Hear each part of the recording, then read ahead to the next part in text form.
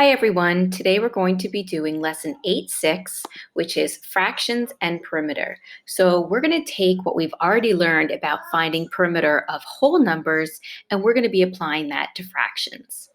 So let's click on the lesson 8-6, and we're going to start with the math message. So you can go ahead and click on that. And for your math message today, you have a rectangle, and you just need to find the perimeter of the rectangle. So what I'd like for you to do is pause your program because I'm going to go ahead with the result. So the first thing that I'm thinking of when I want to find the perimeter of a rectangle, I want to first think about, well, how do I find perimeter? So up here in the corner, I'm just going to make a little, some notes for myself. Capital P for perimeter equals, do you remember?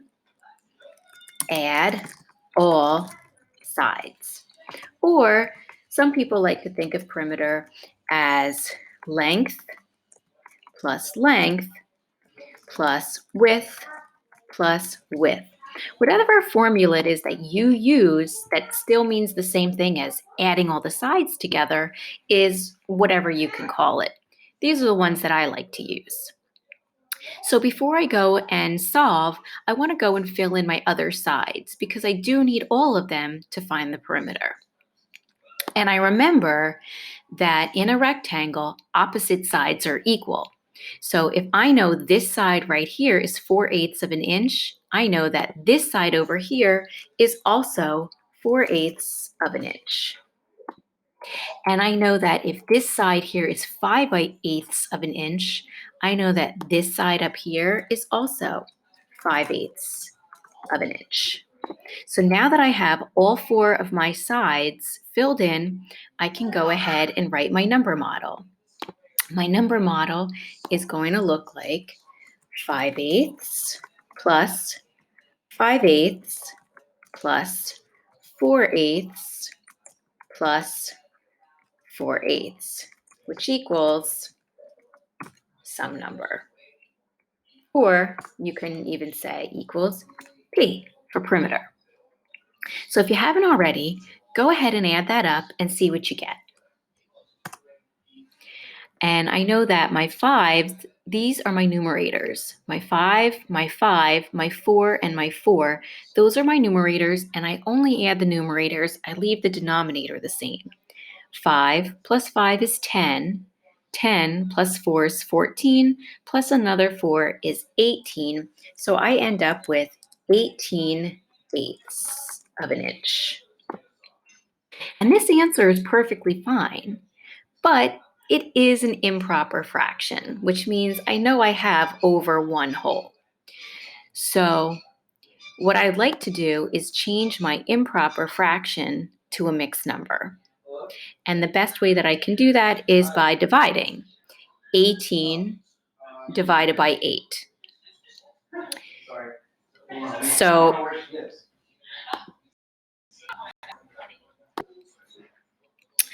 I have 18 over 8, which also can be read 18 divided by 8. So I'm going to set up my quick division problem over here.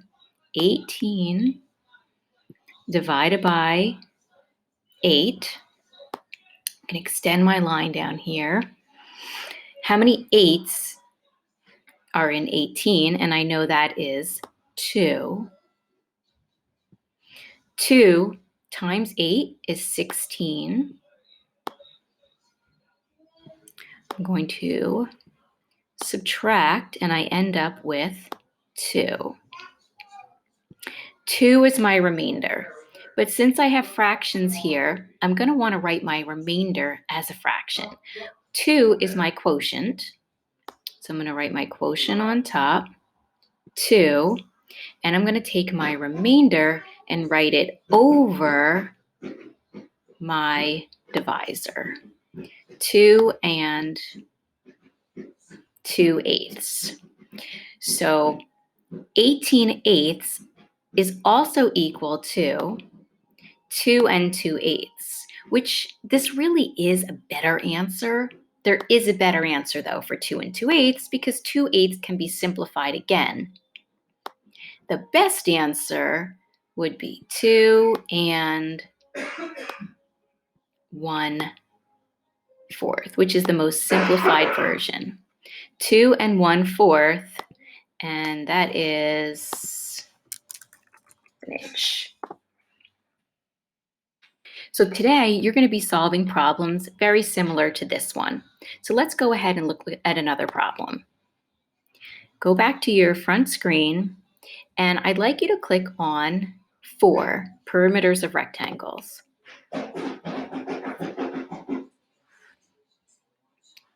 So you're going to have a problem very similar to the one we just did, where you have the length and the width, and you're going to add all sides to find the perimeter in feet.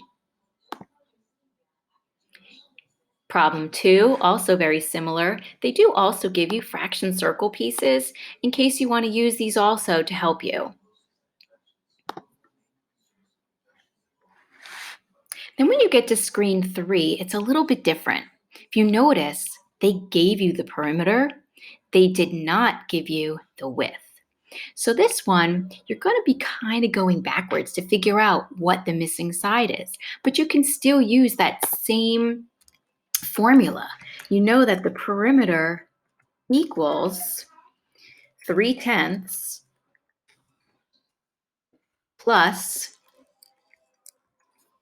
3/10 plus something plus something equals 8/10. So now it kind of looks like a puzzle with 2 missing pieces. Does that make it any easier? And then when you get to screen 4, it's also very similar. They did give you the perimeter again. They did not give you the length. Screen 5, again, it's going to be a little bit more challenging though, but the same idea. And same thing with screen 6. So you can do all of those screens. You can do division dash, which they give you all the pieces. You just have to click on the activity kit so you know what the directions are. And they give you the pieces that you need right down here. You can go ahead and do your math boxes for today. You have 5 screens that you're going to be completing.